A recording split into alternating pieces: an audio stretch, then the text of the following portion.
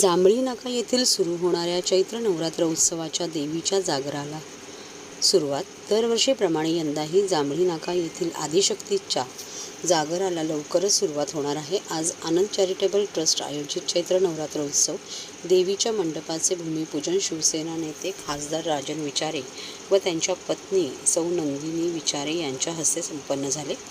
त्यावेळी ठाणे जिल्हा प्रमुख केदार दिघे, उपशहर प्रमुख प्रदीप शिंदे, नगरसेवक मंदार विचारे, युवसेनेचे उपजिल्हा अधिकारी ठाणे शहर अर्जुन सिंग डाबी, सुरेश मोहिते, विभाग प्रमुख प्रशांत सातपुते, प्रदीप पुर्णेकर, स्वप्नील शिरकर, विनायक आंबेकर, शाखा प्रमुख महेश ढोमणे, अशोक घोलप, राजेंद्र महाडिक, सुधीर बेलोसे, बाबू शेलार, दिनकर पाचंगे, उपशहर संघटक मंजिरी ढमाले, कुंदा दळवी, अपूर्वा तेलवणे, अनुराधा बाईक, वनिता कोळी, गौरी ताम्हणकर, विभाग संघटक सुनंदा देशपांडे, सौ उषा बोरुडे, राष्ट्रीय कार्यकारिणी सदस्य धनश्री विचारे तसेच शिवसेना पक्षाचे पदाधिकारी, युवा सेना व युवती सेना मोठ्या संख्येने उपस्थित होते। यावेळी सदर कार्यक्रमास विविध क्षेत्रातील मान्यवर देवीच्या दर्शनासाठी येणार आहेत। तसेच या ठिकाणी प्रभू श्री रामचंद्र यांचा विशेष देखावा साकारण्यात येईल अशी माहिती समितीचे माजी सदस्य राजेंद्र महाडिक यांनी आज पत्रकारांशी बोलताना दिली।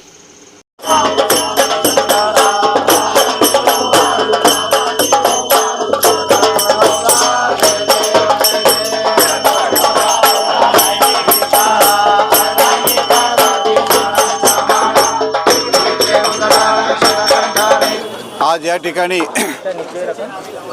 चैत्र नवरात्रीनिमित्त आनंद चॅरिटेबल ट्रस्टच्या वतीने हा नवरात्र उत्सव संपूर्ण ठाण्यामध्ये सुपरिचित असलेला आणि शिस्तबद्ध पद्धतीने अनेक मंगलमय वातावरणात सुरू असलेला गेले 16 वर्ष सातत्याने या शिवाजी मैदानामध्ये हा उत्सव अतिशय आनंदात साजरा केला जातो। प्रतिवर्षाप्रमाणे चैत्र शुद्ध गुढीपाडव्याच्या दिवशी या उत्सवाची सुरुवात होईल। रामनवमीच्या दिवशी सांगता सोहळा असतो। अशा प्रकारे 9 दिवस या ठिकाणी हा चैत्र नवरात्र उत्सव साजरा होत असतो। या उत्सवामध्ये ठाण्यातील असंख्य देवी भक्त, नागरिक, भाविक सहभागी होतात आणि या आनंदामध्ये शोभा वाढवतात। या आपण पाहिलं असाल की गेल्या 16 वर्षापासून या ठिकाणी अनेक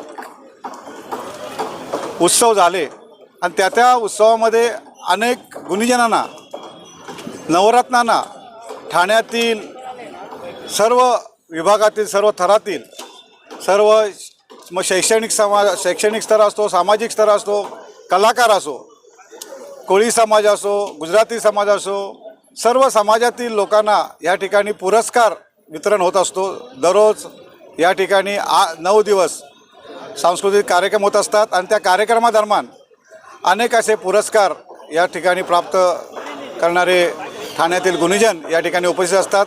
सर्वात महत्त्वाचा पुरस्कार नवदुर्गा नवरत्न पुरस्कार, तो ठाण्यातील आपल्या या ठाण्यातील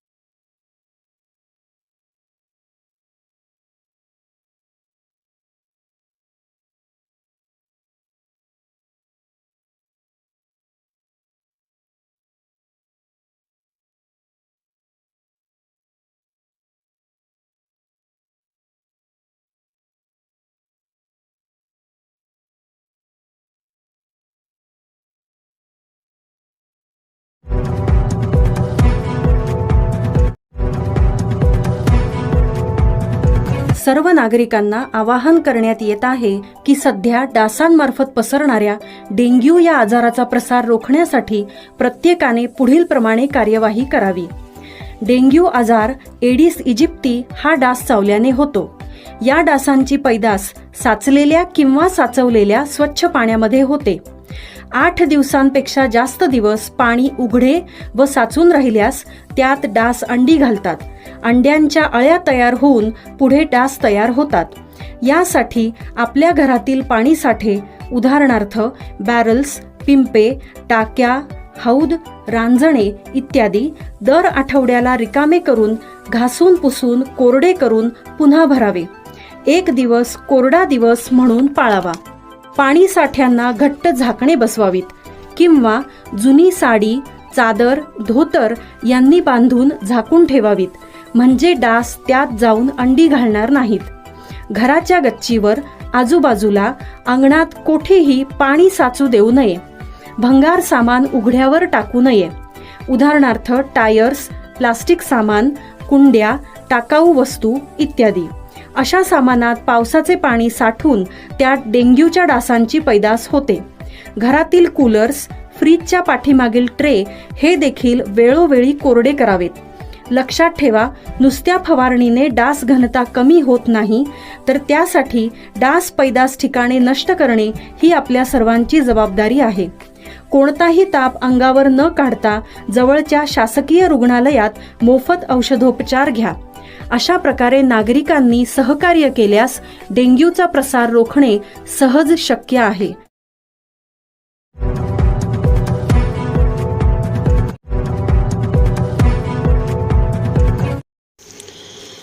सेल्समन म्हणून काम करणाऱ्या इस्माने चोरले करोडो रुपयांचे दागिने. ठाणे येथील राजवंत ज्वेलर्स येथे सेल्समन म्हणून कामाला असणाऱ्या इस्माने येथील मालकाचा विश्वास संपादन करून थोडं करून 1,05,00,000 रुपयांचे सोने लंपास केले.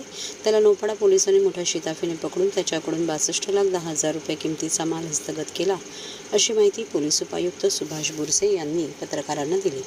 फिर्यादी सुरेश पारसमल जैन यांच्या राजवंत ज्वेलर्स येथे सेल्समन म्हणून कामाला असलेल्या राहुल जयंतीलाल मेहता यांनी नोव्हेंबर 2023 ते 9 मार्च 2024 पर्यंतच्या कालावधीत मालकाचा विश्वासघात करून त्याच्या ताब्यात विक्रीसाठी दिलेल्या सोन्याच्या दागिन्यांपैकी 38 छोटे मोठे सोन्याचे हार, सोन्याचे 24 जोडी कर्णफुले, 3 सोन्याच्या चैन, 5 सोन्याचे बाजूबंद असे एकूण 1,05,00,000 किमतीचे सोन्याचे दागिने घेऊन फरार झाला. तो कामावर यायचा बंद झाल्यानंतर त्याच्या ताब्यात दिलेल्या मालाचा हिशोब केल्यानंतर त्यात बरेच सोने कमी असल्याचे मालकाच्या लक्षात आले. त्यानंतर त्यांनी नौपाडा पोलीस स्टेशनमध्ये तक्रार दाखल केली. त्याप्रमाणे 508 प्रमाणे गुन्हा दाखल करण्यात आला. या गुन्ह्याचं गांभीर्य बघून अप्पर पोलीस आयुक्त विनायक देशमुख, पोलीस उपायुक्त सुभाष बुरसे, सहाय्यक पोलीस आयुक्त प्रिया ढाकणे, वरिष्ठ पोलीस निरीक्षक अभय महाजन, पोलीस निरीक्षक गुन्हे कुंभार यांच्या मार्गदर्शनाखाली तपास अधिकारी API मंगेश भांगे व त्यांच्या पथकाने आरोपीचा शोध सुरू केला. आरोपी पोलिसांना गुंगारा देत मीरा रोड, मुंबई, इंदोर, गुजरात अशा वेगवेगळ्या ठिकाणी फिरत होता. पोलिसांनी आरोपीचे नातेवाईक, पत्नी व मित्र यांच्या हालचालीवर लक्ष ठेवून शोध घेतला असता आरोपी हा त्याच्या मैत्रिणीला भेटण्याकरिता मीरा रोड येथे येणार असल्याची माहिती मिळाली. त्याप्रमाणे सापळा रचून पोलिसांनी त्याला अटक केली. त्याने गुन्हा कबूल केला. राजवंत ज्वेलर्स येथे कामाला असताना त्या दुकानातून सोन्याचे दागिने चोरून ओळखीच्या ज्वेलर्स यांना विकून आलेल्या पैशातून मोजमजा केल्याचे त्याने सांगितले. चोरीला गेलेल्या मालांपैकी 62,10,000 रुपयांचे 900 ग्राम सोन्याचे दागिने पोलिसांनी जप्त केले. उर्वरित दागिन्यांबाबत आरोपीकडे तपास सुरू आहे. ठाण्याचे राजवंत ज्वेलर यांच्या दुकानामधून त्यांचा विश्वासू नोकर होता. त्यांनी जवळजवळ 1,600 ग्रॅम सोनंचा अपहार केला होता. तो त्यांच्या लक्षात आल्यानंतर त्यांनी नौपाडा पोलीस स्टेशनमध्ये त्याबाबत तक्रार दिली. तपासामध्ये आम्ही आरोपीला ताब्यात घेतलं. तो मूळचा राजस्थानचा आहे, पण गेले काही वर्षापासून नौपाड्यात राहत आहे आणि त्याच्याकडनं 900 ग्रॅमचं सोनं आम्ही रिकवर केलेलं आहे आत्तापर्यंत. त्याची PC 30 तारखेपर्यंत आहे आणि तपास अजून सुरू आहे. चोरी त्याच्याकडे स्टॉक पूर्ण असायचा. स्टॉक असतो म्हणजे तो स्टॉक त्यांच्या तिजोरीत ठेवावा लागतो दररोज संध्याकाळी गेल्यानंतर आणि तो चेक करून दुसऱ्या दिवशी मालकाला ओके आहे का हा रिपोर्ट द्यावा लागतो. हा रिपोर्ट कमी जरी असला तरी ओके म्हणूनच देत होता आणि मालकाचा त्याच्यावर विश्वास होता, त्यामुळे त्यांनी तो स्वतःहून कधी चेक केला नव्हता स्टॉक. पण ज्या दिवशी 8 तारखेला तो कामावर आला नाही, दुसऱ्या सेल्समनला त्याचा चार्ज दिला होता, गिराईक होतं त्यामुळं, त्यावेळेस त्यांनी ज्यावेळेस स्टॉक बघितला त्यावेळेस त्याला तो कमी आढळला आणि त्यांनी मग मालकाला सांगितलं की हा स्टॉक कमी आहे. त्यानंतर त्यांनी पूर्ण शॉपचा आढावा घेतल्यावर तेवढ्या प्रमाणावर सोनं गेल्याचं त्यांच्या लक्षात आलं. कारण नोव्हेंबर 23पासून तो चोरी करत होता.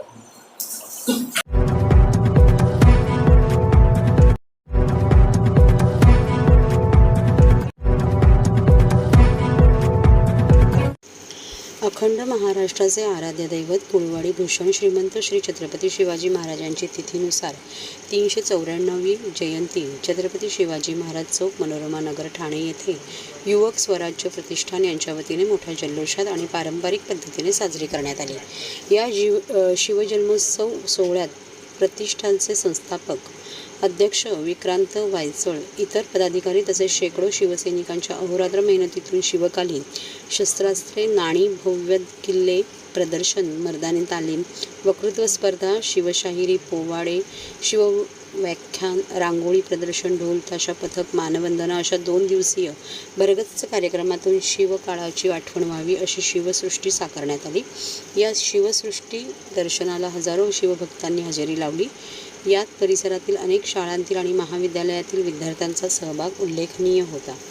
या भव्य शिवजयंती सोहळ्याला महाराष्ट्राचे लाडके कार्यसम्राट मुख्यमंत्री मानश्री एकनाथजी शिंदे साहेब आवर्जून उपस्थित राहिले व जमलेल्या हजारो शिवभक्तांना शिवजयंतीच्या शुभेच्छा दिल्या. यासोबतच ठाणे शहराच्या महापौर व शिवसेना महिला आघाडी ठाणे जिल्हा प्रमुख सन्माननीय सौ मीनाक्षी शिंदे, विभाग प्रमुख श्री राजेंद्र शिंदे साहेब, महापौर नरेश मस्के साहेब, हेमंत पवार साहेब, आमदार श्री रवींद्र फाटक साहेब, आमदार श्री संजय केळकर साहेब उपस्थित होते.